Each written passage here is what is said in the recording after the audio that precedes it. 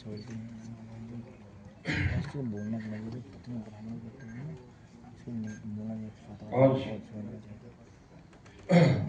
इस सभा में हम लोगों के नेता और मुझे कहते हुए कोई उन्हें जो आपसे मतलब उत्तर प्रदेश में इसमें पढ़ाई लिखाई से लेकर के कर्मठता और ईमानदारी का एक मिसाल और हम बड़े गर्व से कह सकता हूँ हमारे नेता परम आदरणीय अखिलेश यादव जी जो समाजवादी पार्टी के अध्यक्ष हैं हमारे बीच मौजूद है, हमारे राष्ट्रीय महामंत्री आदरणीय शिवपाल यादव जी जो हम लोगों के अभिभावक स्वरूप हैं, अभिभावक स्वरूप नेता विपक्ष आदरणीय माता प्रसाद पांडे जी, आदरणीय हमारे बड़े भाई विधान परिषद के पूर्व सभापति रहे हैं गणेश शंकर पांडे जी, और यहाँ पर मौजूद हम सबका नाम लेंगे तो मतलब अभी से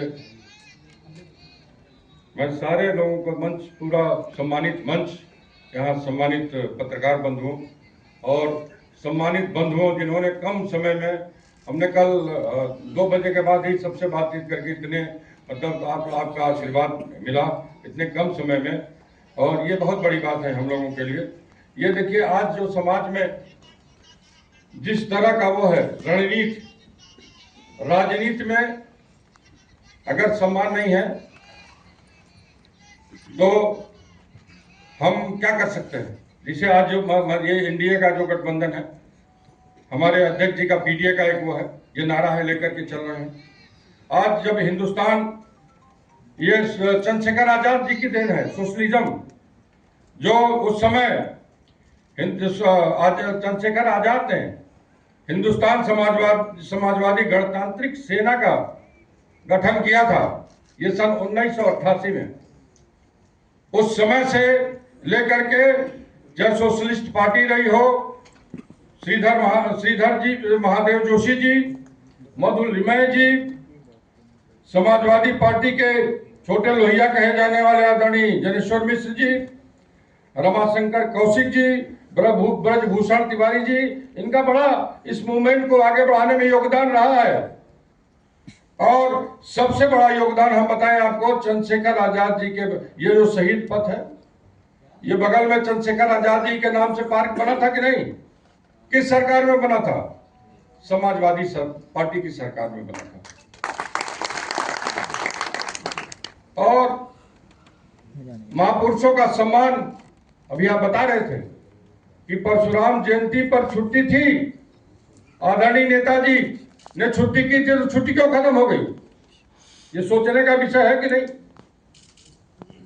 हमको भी अपने महापुरुषों का सम्मान करने का हक है कि नहीं है? आज देखिए जिस तरह का, आप कहीं चले जाइए, आए दिन ये सुनने में, ये जो परिवार है, हम बड़ा मुश्किल से इनको बस्ती जनपद से मंगवाए। इनके नौजवान बच्चे की 15 साल का बच्चा जो नाबालिग था, थाने में बैठाया नहीं जा सकता था, रात भर बैठा करके मारा गया। और इतनी पिटाई हुई कि घर आते आते खून की उल्टी करने लगा। उल्टी करने के बाद अस्पताल ले जाया गया, डॉक्टर ने रिफर किया बस्ती अस्पताल के लिए, जिला अस्पताल के लिए। रास्ते में वो लड़का मर जाता है और पोस्टमार्टम रिपोर्ट में डॉक्टर बताते हैं कि मृत्यु का कारण पता नहीं है। आप बताइए, डॉक्टर एक रिफर कर रहा है, वहां पर जाते जाते जो लड़का मर जा रहा है, पोस्टमार्टम रिपोर्ट आई, कह रहे विसरा जांच होगी। ये बेचारा परिवार कहां जाएगा? थाने में इस तरह से दबाव बना दे, ऐसी कई फेरहिस्त है जहां पर इस तरह से वो रोज अन्याय का काम किया जा रहा है, दबाव बना करके। आप बताइए, हम समाजवादी पार्टी में हैं, हम एक विचारधारा के मानने वाले लोग हैं। अगर हम समाजवादी विचारधारा को मानते हैं तो हमको दबाव बना करके हमारी विचारधारा बदल दी जाएगी, हमारा शोषण होगा। हम लोग भी समाज में रहने वाले लोग हैं। जिस तरह से दबाव बनाया जा रहा है, और हम आपसे, ये हम आपके न्यायालय में आपके पास आएंगे, आपको लेकर के चलेंगे। आने वाला जो समय है, अब ये कब तक हम बर्दाश्त करेंगे कि इस तरह का जो हम लोगों ने शिकायत की आदरणीय अध्यक्ष जी से, आपने हमारा मनोबल उठाने के लिए कहा कि नहीं हम आपके साथ हैं, आपकी लड़ाई लड़ेंगे। नाजायज जो मुकदमा सरकारी कर्मचारी के ऊपर दर्ज होता है एनसीएलटी एक्ट का, वो मुकदमा विनय शंकर तिवारी के ऊपर दर्ज हुआ है, जबकि उसका कोई औचित्य नहीं बनता है और आज वो जेल में है। हम आपसे कहना चाहते हैं कि देखिए, हम तो लड़ाई लड़ रहे हैं और हम लड़ाई लड़ेंगे। हमारा अगर नुकसान भी हो जाएगा तो हम पीछे नहीं हटेंगे।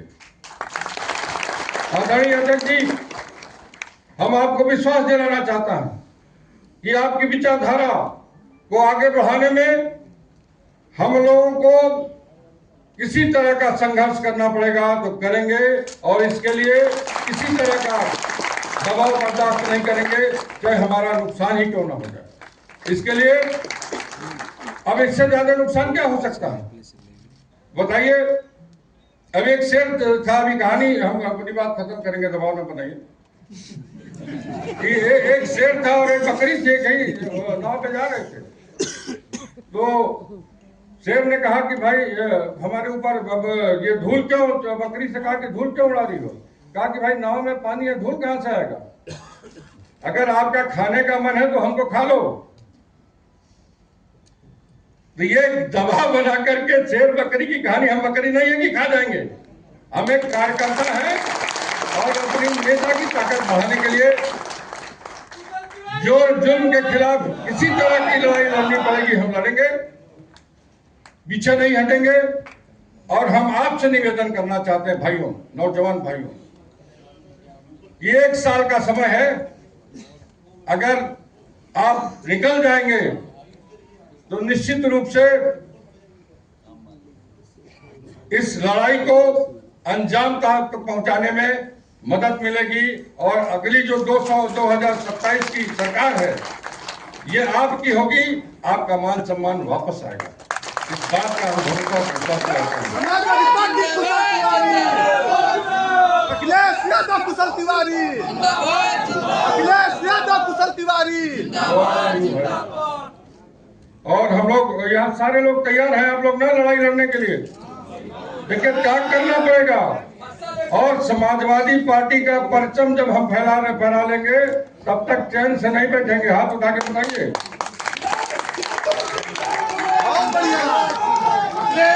समाजवादी पार्टी जिंदाबाद, जिंदाबाद, समाजवादी पार्टी